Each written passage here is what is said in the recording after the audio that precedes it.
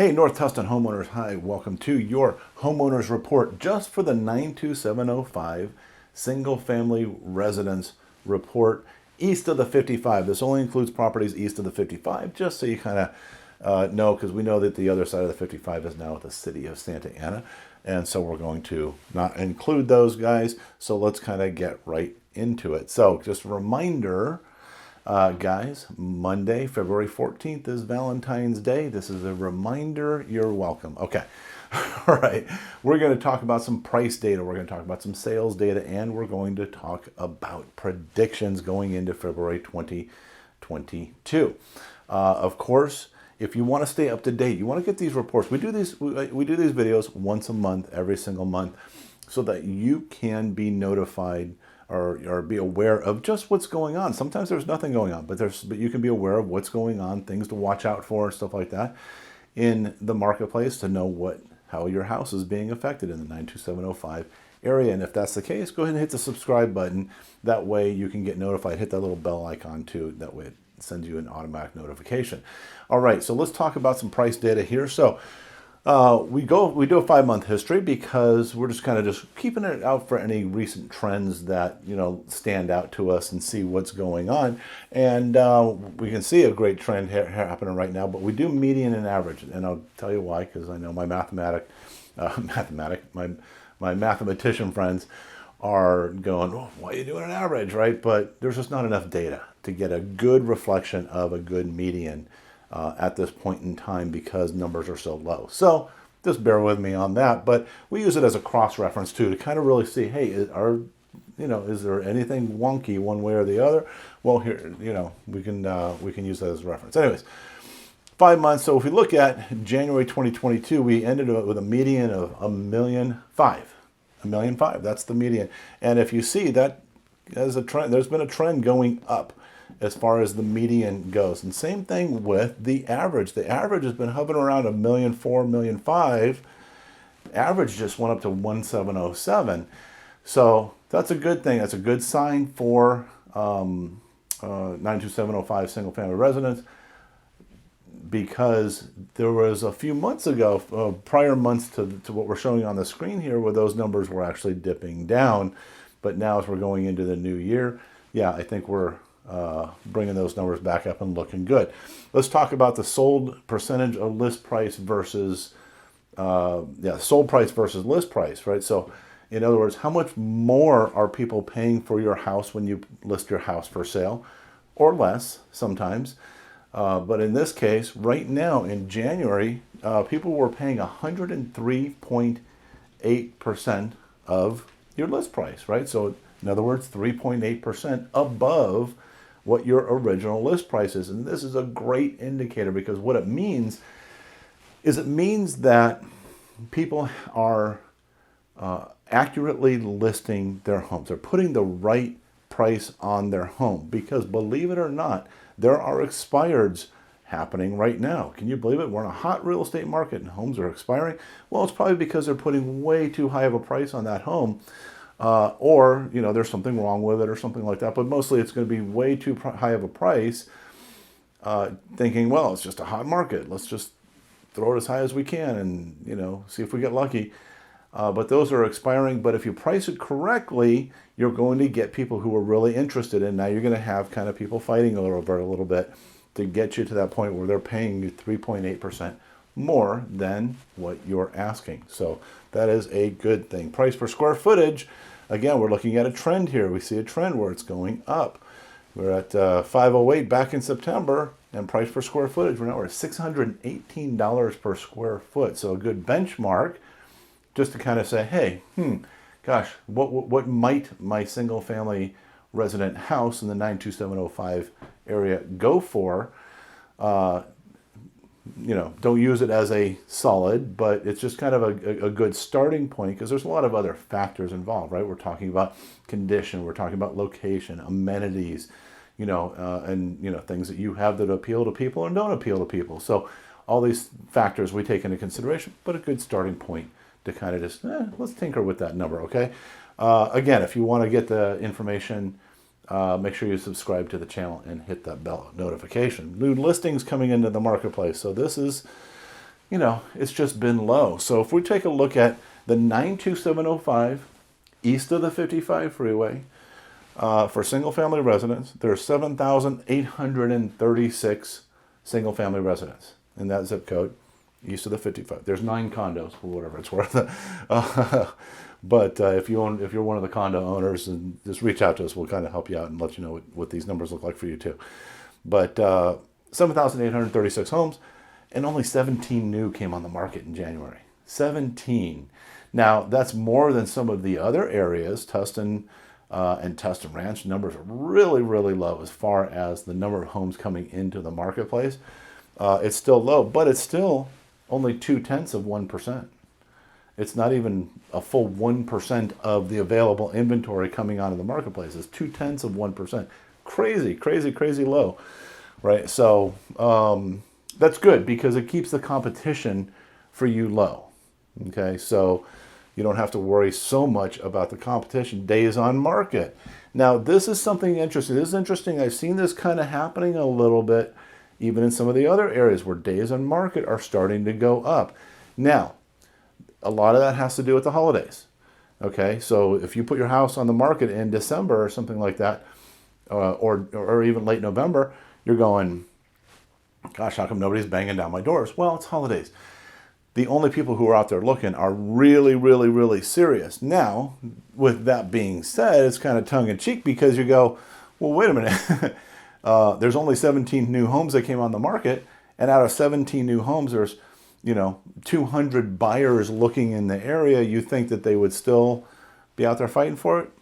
Yeah, I would think so, but maybe not. Maybe they just said, oh, we're tired of this, we're going to take a break, let's get to January, and then we'll resume our house hunting, right? So possibly that is the reason. Not sure why, but we really need to keep an eye on that because, like I said, I've seen this happen in several other areas, and if it continues as a trend, then we got to dig into that further, and we'll let you know what that looks like in upcoming months, okay?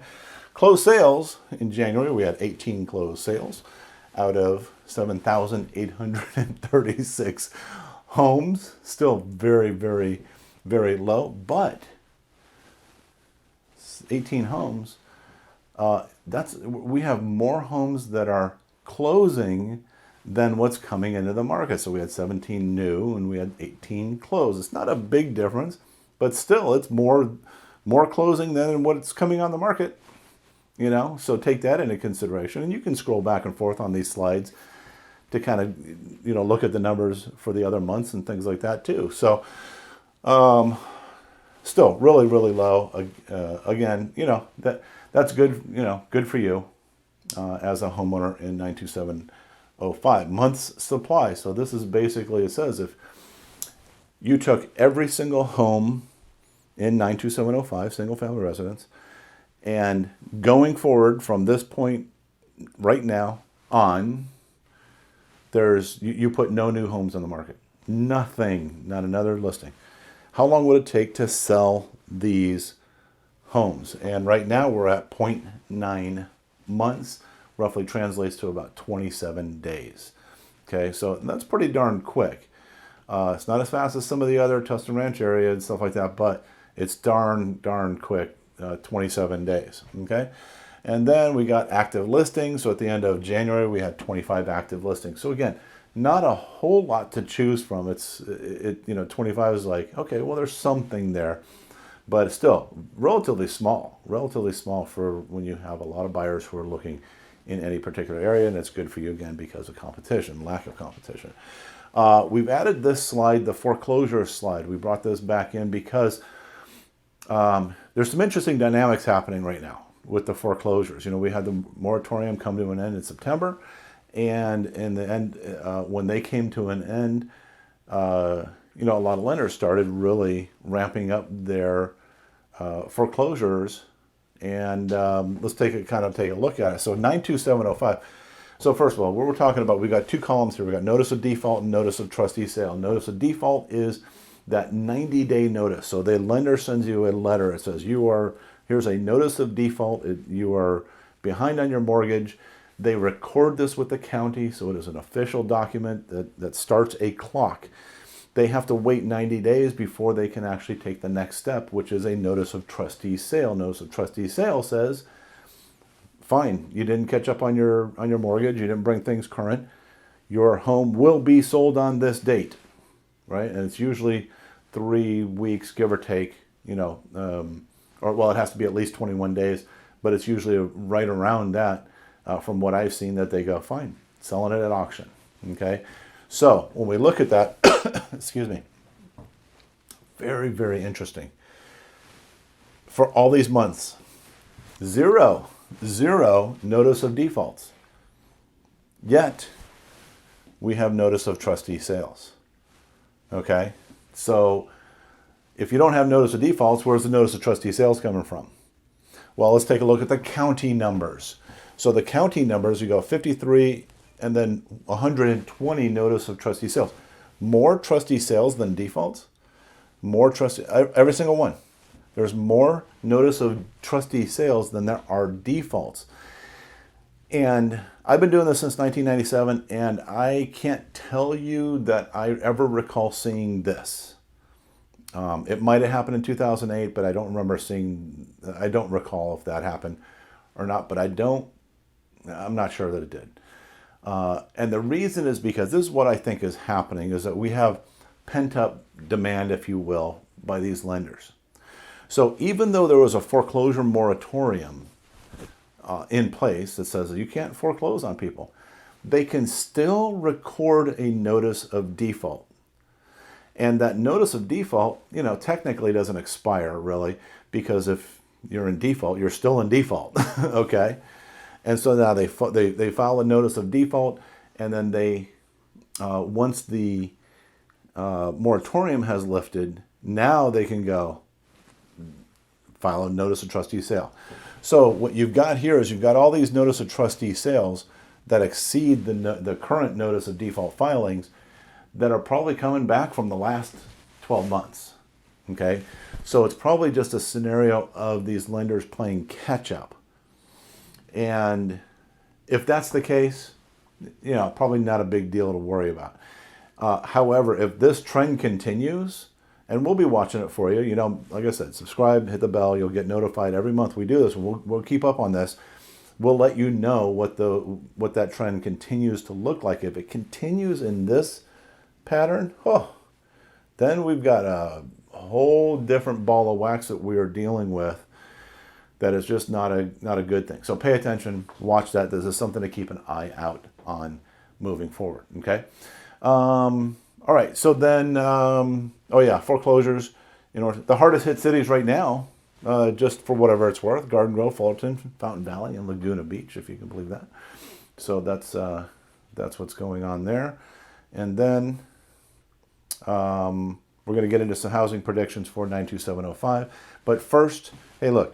If you're thinking about selling your house, there's no need to pay really crazy high commissions and all that stuff, guys. We've been doing this since 1997, and we only charge a 1% listing fee, and we do everything that all the other agents do. We just charge a whole lot less. So you get to sell your house for a whole lot more when you sell, and then you get to keep a whole lot more when you close. So if that's you, you're thinking about selling, give us a call. We'll talk to you about it. We'll share with you how it works and all that good stuff. So moving into predictions, and this isn't really a prediction as much as a confirmation. We talked about this last month, where every single year in December, new listings peaks out at the bottom, as far as new listings, because holiday seasons, people don't want to put their house on the market. And then immediately following, they go up. And that happened for us too. Okay, new listings were down in December. They came back up in January.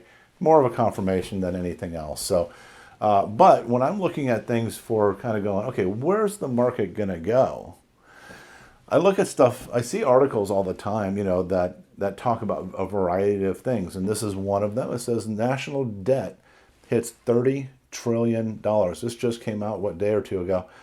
$30 trillion as economists warn an impact for Americans. Now, what kind of impact is that going to have? Well, you guys already know, you already feel it, right? Where the cost of everything is going up. I mean, for God's sakes, you go out to go have a meal with your family and you're in, shock mode because you're like, whoa, that's a whole lot more than what I'm used to paying to go out and just have a simple meal with my family, right?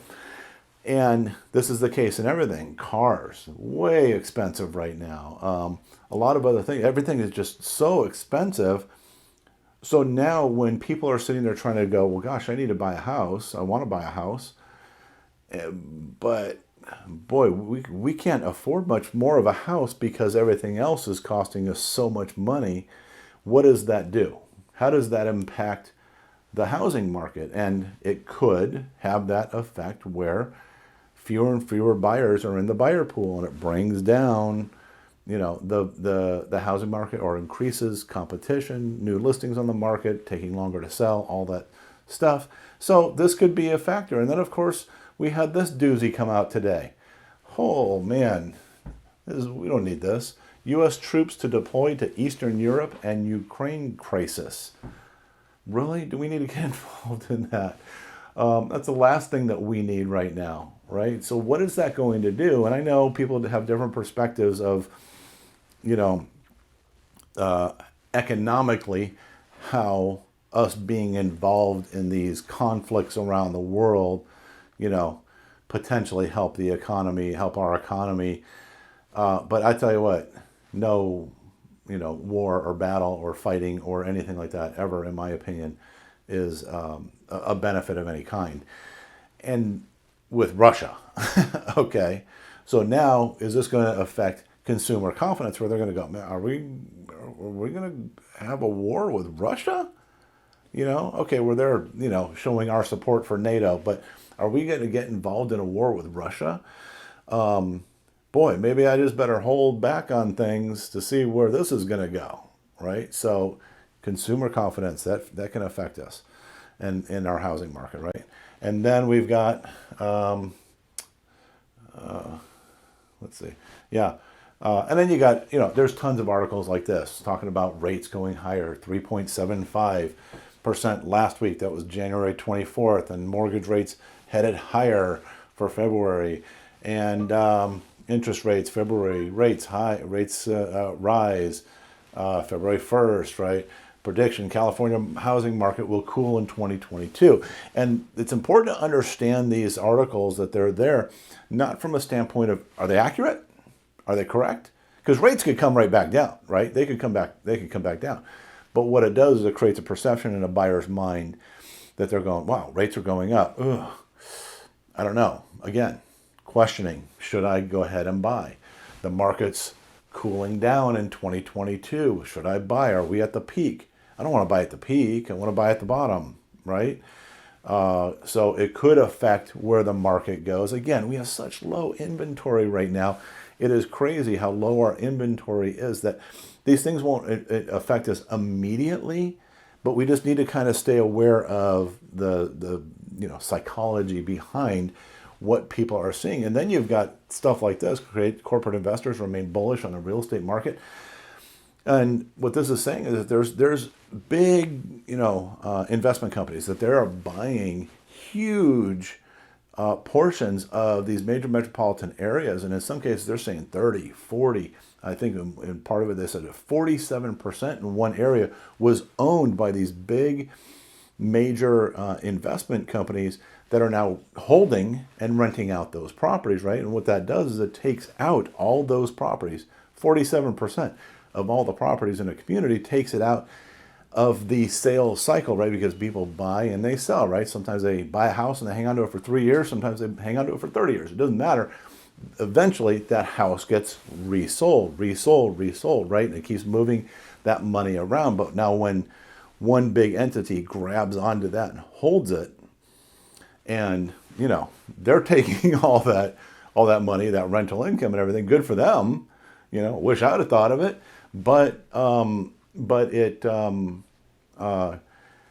it changes the dynamic of the entire marketplace and everything, right? So now, so it's just something to be aware of again, so that we know what's going on in the marketplace. But this one, this one says housing inventory is a catastrophically low low level to start the year. Yeah, catastrophically low for the buyers, right? We already talked about this with the numbers and everything. Low inventory. Buyers are trying to find, oh my gosh, how do I just buy a house? There's nothing to choose from. Well, they're correct in that.